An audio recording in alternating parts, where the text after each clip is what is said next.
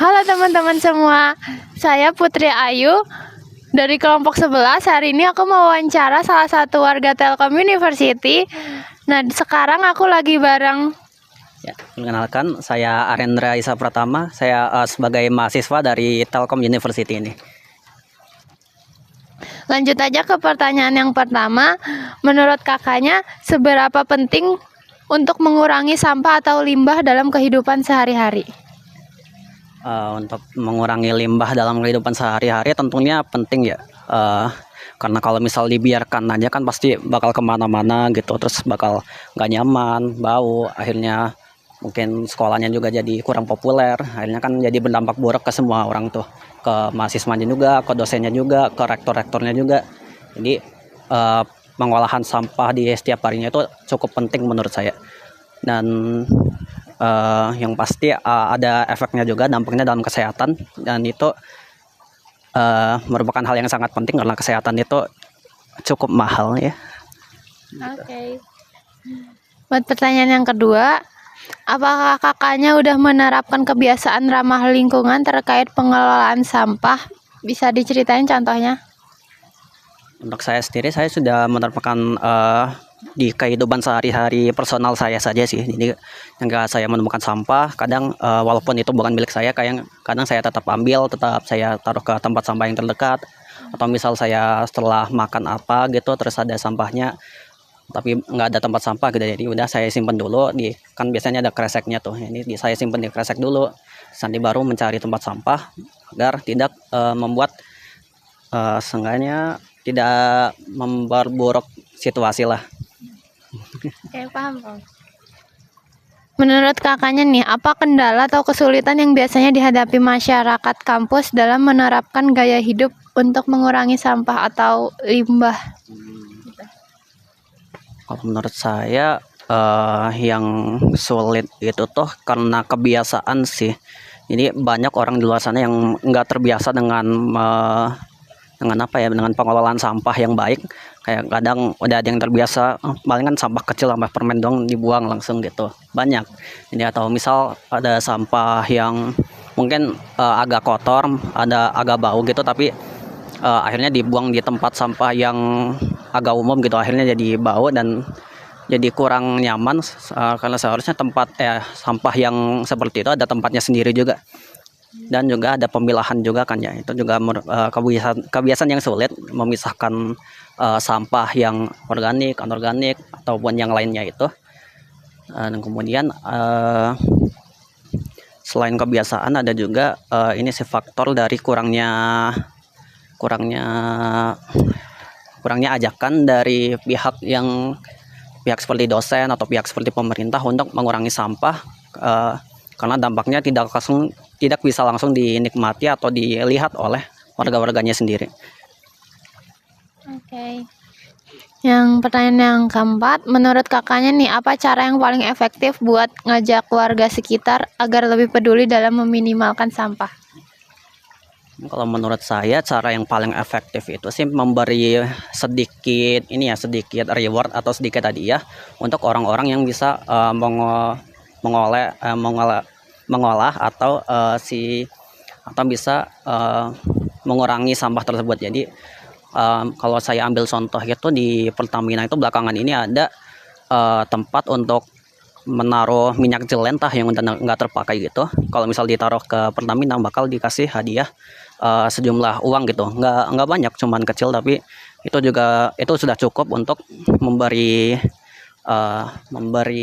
hadiah atau reward untuk orang-orang agar mereka tidak membuang minyak jelantahnya itu kemana-mana, tapi untuk disimpan di Pertaminanya itu. Ada juga contoh yang di luar negeri itu saya pernah lihat itu untuk botol plastik. Jadi ada botol plastik, ada kayak vending mesin gitu buat masukin botol plastik. Terus akhirnya dari situ bisa mendapat uang juga. Jadi menurut saya hal itu bisa sangat efektif sih untuk pengolahan sampah dan sehari-hari ini. Terutama di lingkungan kampus ini kan mahasiswanya banyak ya, pasti sampahnya juga banyak. Kalau ada tempat atau teknologi seperti itu pasti juga akan sangat digunakan dan sangat bermanfaat bagi semuanya. Pertanyaan selanjutnya, menurut kakaknya nih, Kakaknya ngerasain nggak perubahan lingkungan di sekitar Telkom akibat masalah sampah kayak misalnya bau, banjir atau gimana gitu? Kalau untuk dampak sih ada ya, untuk bau pasti ada. Kalau ada sampah pasti, kalau dibiarkan lama pasti bau, dan itu pasti nggak bikin bikin bikin bad mood, bikin bikin jengkel. Tapi di sini juga di daerah Telkom ini juga identik dengan banjir ya. Cuman untuk saya sendiri, saya nggak tahu sih itu disebabkan oleh sampah atau memang respirasinya yang agak kurang. Jadi saya nggak bisa terlalu komen banyak di situ.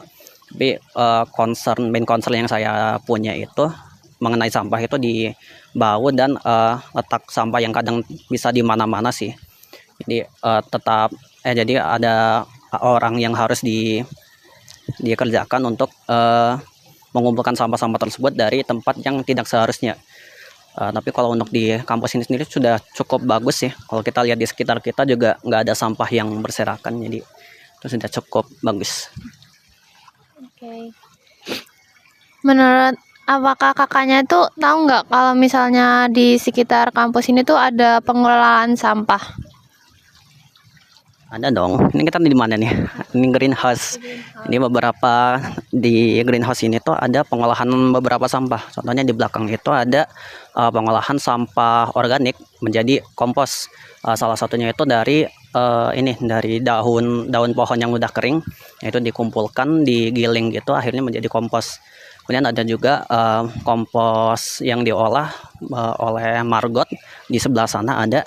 Kemudian ini di sini juga ada pelestarian ikan dengan budidaya dari eceng gondok, yang biasanya eceng gondok itu juga bukan termasuk sampah juga sih, tapi biasanya tanaman yang tidak parasit tanaman yang tidak diinginkan kan, jadi dimanfaatkan sebagai pakan ikan.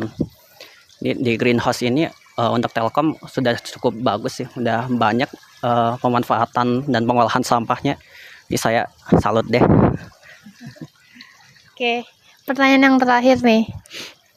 Menurut kakaknya, apakah pemberian penghargaan buat teman-teman mahasiswa Telkom yang rajin memilah sampah atau pemberian denda buat yang ngebuang sampah gitu bakalan ningkatin partisipasi mereka nggak?